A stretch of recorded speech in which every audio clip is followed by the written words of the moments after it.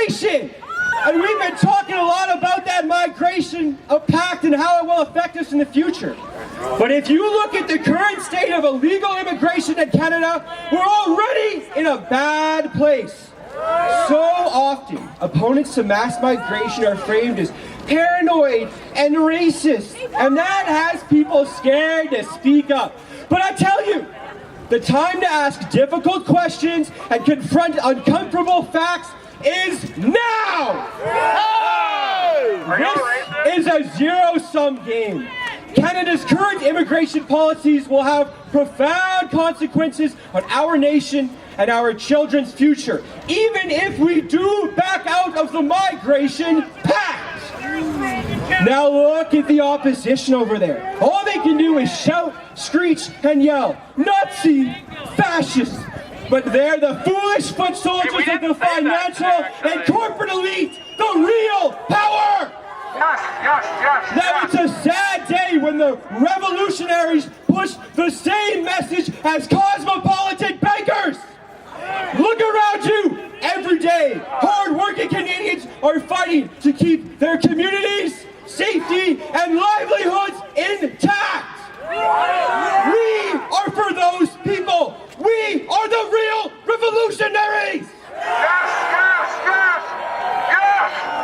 Now, our neighbor to the south has recently revoked temporary protected status for hundreds of thousands of people within their borders. Good for them, I say!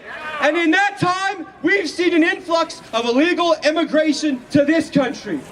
According to the federal budget watchdog, illegal immigration cost us $340 million in 2017, and the number is expected to be closer to $400 million for 2019. $400 million. We're talking about 14 grand per illegal in 2017, and that's just federal funds. Ontario estimated $200 million in extra costs, which the province paid for, and federal budget officer Yves Giroux estimates another $200 million for Quebec alone. Now we've got a deal called the Safe Third Country Agreement, and we signed this with the states. The idea is that if you're seeking asylum, you must apply in whichever of the two countries you arrived in first. If you try to claim refugee status at a designated border crossing with the USA, which is a safe country, you're turned away. Supposedly. Done deal, eh? Well, not really. If you sneak into Canada, if you avoid an official port of entry, Canada will assess your claim. Now, Immigration Minister Bill Blair admits that this deal has been, quote, providing an incentive to individuals to cross irregularly, unquote. Well, I always get a chuckle out of that. Irregular immigration, well, we all know what that means. Illegal immigration! But don't worry, we have another loophole, and this is in the Immigration and Refugee Act. Well, Janet Dench, so she's the executive director of the Canadian Council for Refugees. This is what she says. She says this legislation, quote, makes it illegal, but also says it's not illegal at the same time. Well, what the heck does that mean? It's illegal, but it's not? Okay, I'll take your word for it, Janet. So every time someone crosses illegally, you can write the government a $14,000 check. But because we've been oversaturated with claims, this is expected to go past $16,000 by March of 2020. Now we're equipped to handle about 24,000 asylum claims, and we got over twice that in 2017. About half of those were through illegal entries. So it's causing longer wait times, and we all gotta just foot the bill for it, right? Bullshit! Bullshit, thank you, sir. 1 in 7 Canadians are currently living in poverty, especially in northern communities, which of course are the ones hit hardest by these carbon taxes. Well, why doesn't the government use this money to eliminate the hardships that Canadians face? I'll tell you why. Because the politicians want votes from these fake refugees, the banks want more loans, and the corporations want more consumers and cheaper wages. All right, well, now that we're talking about the well-being of Canadians, let's talk about security. In a 2018 report, the RCMP admitted that the surge of illegal border crossers placed such a strain on the Canadian Border and Immigration Services that the screening was wholly inadequate. But just recently, a Somali man, Abdullahi Hashi Farah, was let in despite admitting to CBSA officers that he had in fact been involved in criminal gang activity in the US. But Farah said he was reformed, so no problem, right? Instead of waiting for his criminal background check to come back from the United States, the judge commended Farah's character and let him free in our country. Well, come to June 2018, Farah is arrested here in Edmonton for a string of armed robberies. And we all remember when another Somali so-called refugee stabbed a police officer and hit 4 civilians in a jihadi-inspired attack. Allegedly, right? Allegedly. Abdulli Hassan Sharif entered as a refugee under Harper's government, and he's a typical case. He traveled from Brazil and then into the US via human traffickers. He was rejected from the US, entered at a port, and was accepted as a refugee here in Canada. So you remember that loophole I talked about earlier? If you cross illegally, you can apply for asylum. Well, this guy actually did apply at a port. He should have been rejected summarily because he'd already applied for refugee status in the States. But no, we let him in.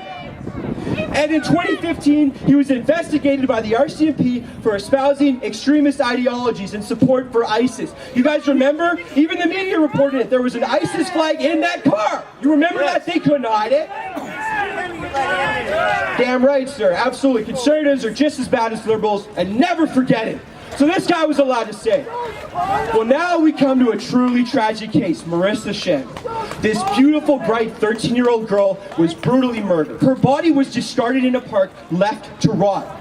And the man charged is Ibrahim Ali, a refugee from Syria who had been in Canada all of 4 months before the time of Marissa's death. Now, I want to applaud the Chinese community who have shown up to protest outside the courtroom where Ali is being tried. They've been very vocal about their opposition to Canada's refugee program. Well, let's look at what the States has been doing this time. The Trump administration has passed 2 executive orders restricting immigration from countries that pose security issues. That's Executive Orders 13769 and 13780. And what a coincidence. The lists of countries cited in both orders include Somalia and Syria, the nations of origin of all of the criminals I just discussed. Now, the government's maintained that they have a vetting process, one which scrutinizes every person who is accepted as a refugee in Canada.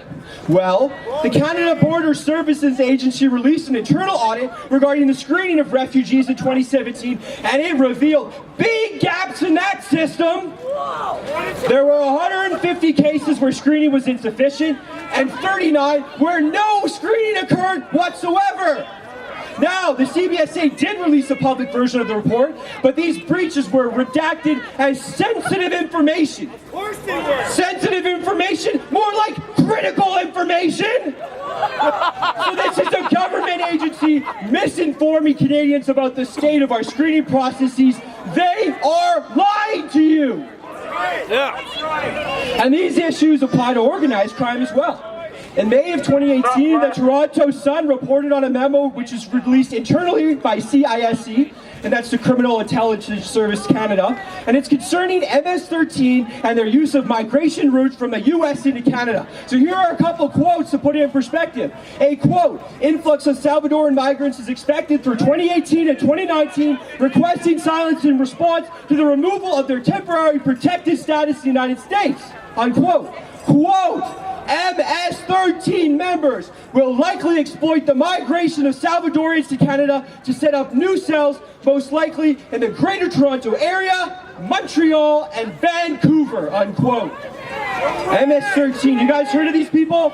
This is a gang with an estimated 40,000 members operating in multiple countries with an estimated 10,000 members in the United States. They've had a noted presence in Toronto for at least a decade.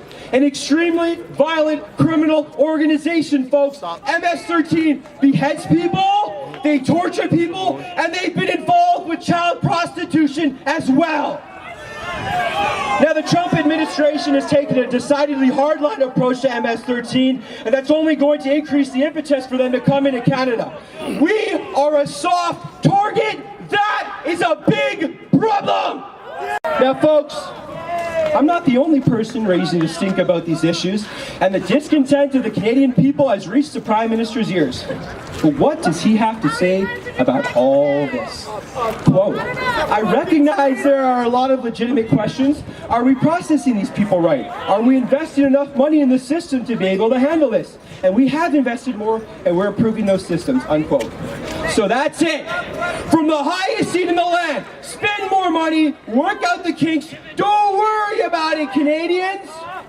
Well, personally, I'm not interested in reforms. I don't want to wait for incremental changes, and I don't want to pay a cent more than I already do. The consequences of illegal immigration are ever increasing. They are going to outpace any action the government is willing to take, and that's regardless of whatever party is in power. Bottom line, we don't need to sign a migration pact. We have enough problems as it is. Now, our Prime Minister has gone on record saying Canada has no core identity. He says we're the, quote, first post-national state, unquote. Well, here's some definitions from the Oxford Dictionary. A nation is a people united by common descent, history, culture, or language. But a state, it's just an organized political community under one government. So make no mistake, folks, to the elite, we're a collection of laborers to be exploited. We are the worker ants in the colony. They give us a meaningless vote. They give us cheap TVs. They tell us to watch the game, smoke some weed, and just relax. And while everyone's sitting on their asses, our birth rate has declined to 1.6, far below replacement. Young people are actively discouraged from having kids, and if they wanted to, they couldn't afford it anyway. But the feds aren't concerned with that. They'd rather use the low birth rate to justify their destructive immigration policies. Yeah, that's the truth. Now, not to say anything about you fine folks, but I'm sure some of you are old enough to remember when this country had dreams, when we thought ourselves a people who could colonize space one day.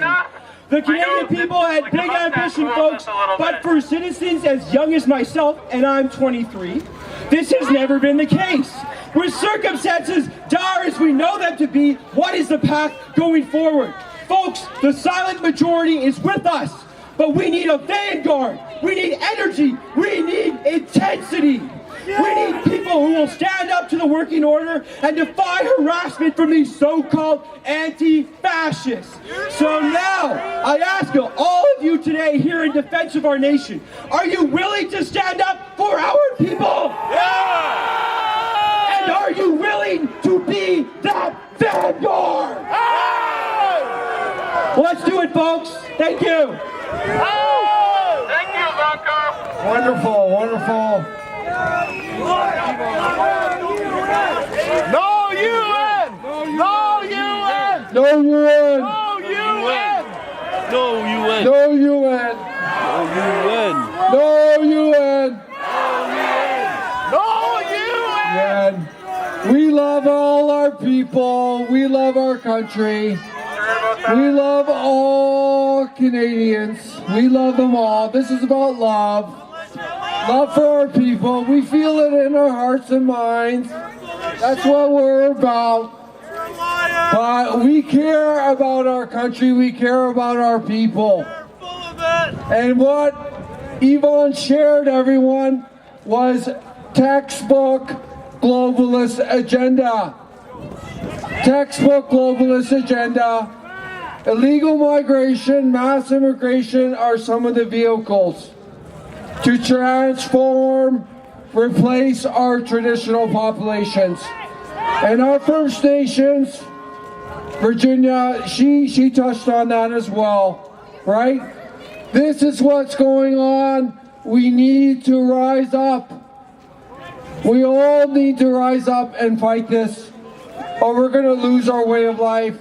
We're going to lose our country. Oh no. That's so good. That is the honest truth. The facts are there. The demographics are there. Yvonne showcased the immigration facts of what's happening. So don't get discouraged. We are fighting it. There's other groups fighting it. So we can prevail. Because the real power in this country is with the Canadian people. Don't get fooled. Don't get fooled at all.